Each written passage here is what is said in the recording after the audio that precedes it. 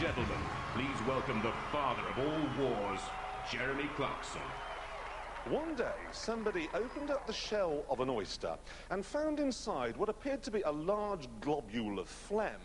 But instead of throwing it away, he ate it. And he discovered that it was not only delicious, but also that it was an aphrodisiac. Well, I have the same amount of respect for the man who looked at his remote control car and said, I know, I'll armor plate that and use it to bash into other armor-plated remote control cars. It may not have resulted in an urgent need to have sex, but he had invented robot wars. Now, those of you who've been with us from the start will know that we already have 4 robots in next week's grand final, and tonight 6 more are fighting it out for a chance to take them on. Let's meet them. First, from Biggleswade, Warthog. Lemon yellow and driven by an electric 24-watt wheelchair control unit. Has a huge turning circle of 2 meters and a ground clearance of only 5 millimeters. I hope that'll be enough. From Ludlow, Psychosprout. A truly unique design. A 3-foot fiberglass sphere that rolls along through gravity. Weighing in at 24.3 kilograms, and of course it has 0 ground clearance. From Gloucester, Bodyhammer. A copper-coloured cone, looks a little bit like a coal scuttle, powered by 4 18-volt domestic drill motors, weighing in at 78.9 kilograms, quite heavy, but also quite nippy at 9 miles an hour. From Haverfordwest, Talk of the Devil. A witty name and a witty frame. Sculpted out of fiberglass, Talk of the Devil weighs in at 57.9 kilos and powered by a 12-volt electric motor. From Worcester, Reality. This looks like an alien UFO, complete with coloured flashing lights and a siren. It's powered by 6 90-watt motors and has hardened steel spikes. From Morden, Full Metal Anarack. And the final competitor, wedge-shaped, comes equipped with that garish grin and a tyre-cutting blade.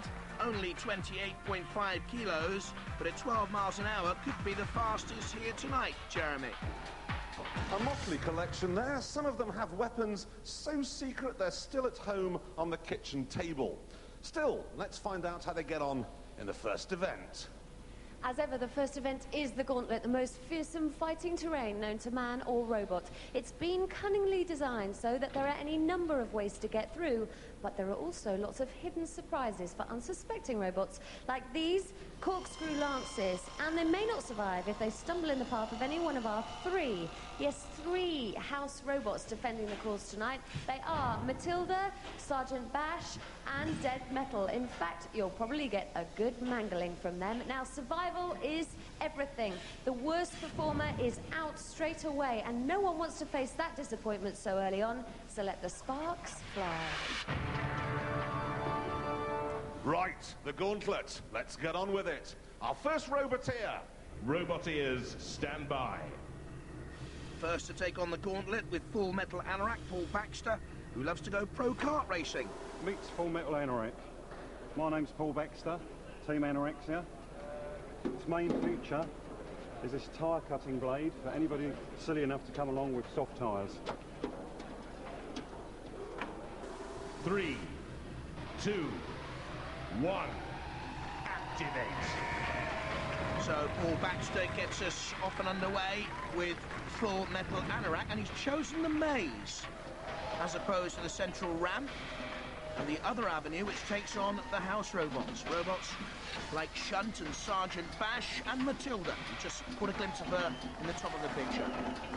We'll see her again later on. Paul Baxter hopes he won't see too much of her. Looks like a stealth bomber with teeth, taking on the landmines. Now, they're not real landmines. Good burst of pace!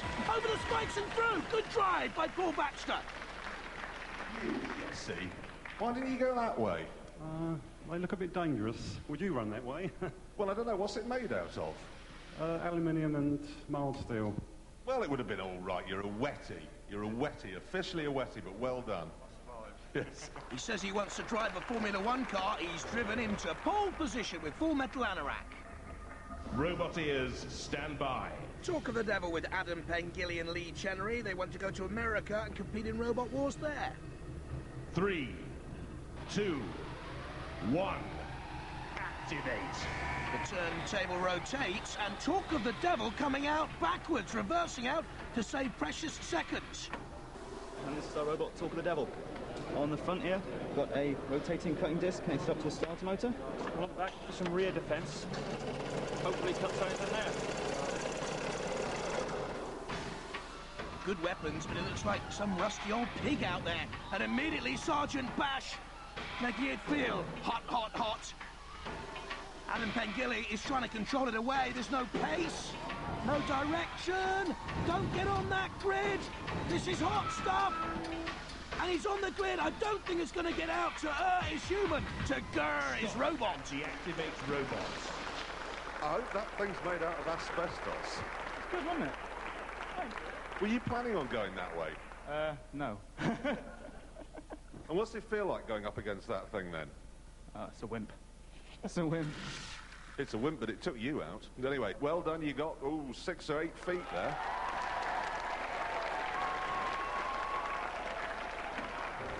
Talk of the Devil, 4.92 metres, and I think that'll be beaten. Robot ears, stand by.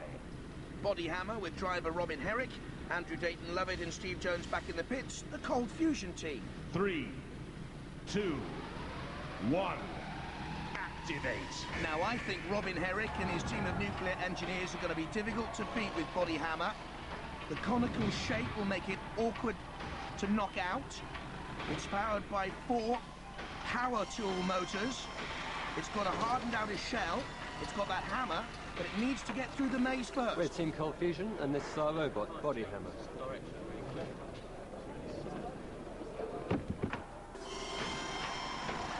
Can it get past the drills? It's been very, very careful with this. Nowhere near its top speed of 9 miles an hour. Through the 2 grids. Up come the spikes. Avoiding them with a quick turn. Can he get off that grid? I don't think he's stuck. That's good driving. And Bodyhammer through. I can hardly believe it. Neither can I. It's a bit of touch and go at the end there. Well, that was impressive. That was very, very impressive. Well done.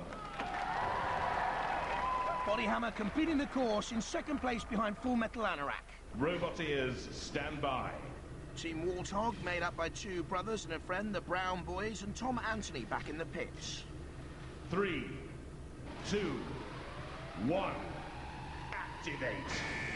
Oliver Brown driving, Nick Brown his brother, looking on. They're slow to get out at the turntable.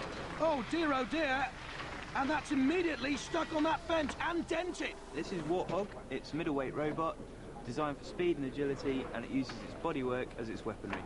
But Oliver, I don't think speed of Concorde's going to help you here. Stop and deactivate robots.